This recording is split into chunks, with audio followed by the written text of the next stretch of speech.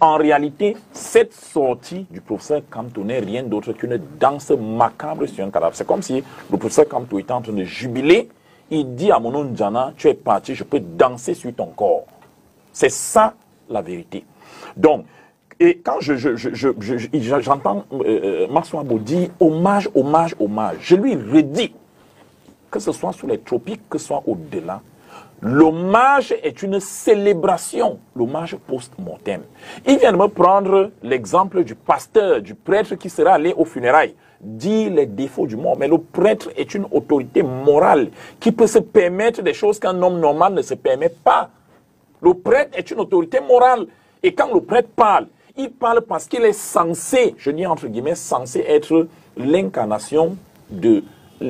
bref, il est irréprochable. Oui, l'incarnation de la morale, un des gardiens de la morale. Qui a érigé M. Kamto en gardien de la morale? M. Kamto est-il sûr que durant son magistère, durant tout ce qu'il a fait dans sa vie au service de l'État ou même du régime en place, il est sûr qu'il n'a pas arrêté les gens? Il est sûr que les gens ne lui en veulent pas? Il aimerait que ces gens-là viennent dire les mêmes discours à sa famille? Il aimerait ça?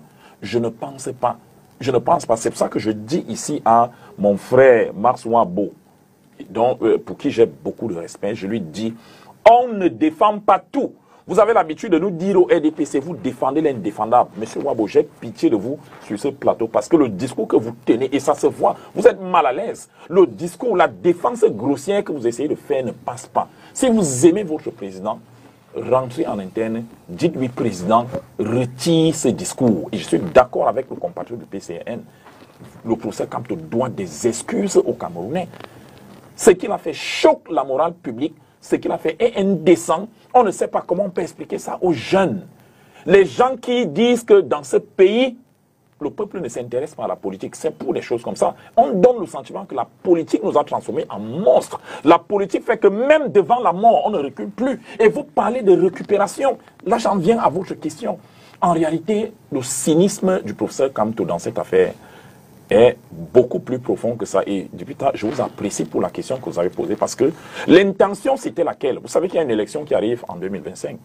Vous savez le discours irrédentiste que le professeur Kamto nous a tenu durant les élections je dis le professeur Kamto et son équipe, le discours qui nous ont servi lors des élections de 2018.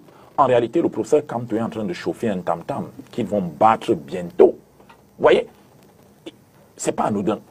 Et vous parlez de ce vieux débat. Le débat, c'est quoi? Pourquoi est-ce qu'on brocade Mono Njana?